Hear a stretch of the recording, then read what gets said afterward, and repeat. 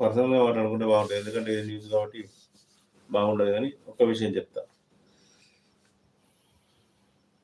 ఇప్పుడు రేవంత్ రెడ్డి అంటే చంద్రబాబు, చంద్రబాబు అంటే రేవంత్ రెడ్డి. వీళ్ళు జాన్ జిగిరి జబ్బారు, దోస్తులని చెప్పేసి మనకు అర్థమైపోయింది.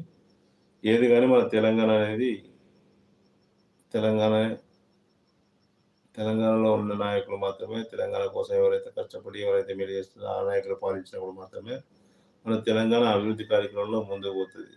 లేకుంటే ఆ పరంగా పాత తెలంగాణ రాకముందుకు ఏదైతే ఉన్నాయో అదే కథ మళ్ళా నడుత్తది.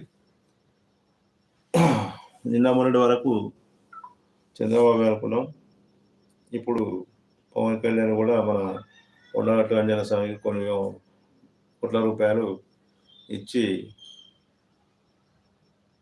ఇక్కడికచ్చి ఇవన్నీ వ్యాఖ్యలు చేయడం గూడా దీని వెనకాల మర్మం ఏందంటే ఏమో చెప్పలేం. రేపు పవన్ కళ్యాణ్ గూడా తెలంగాణకు వచ్చి ఇక్కడ పోటీ చేసి అక్కడ డిప్యూటీ సీఎం అయిపోగానే ఇక్కడ పోటీ చేసి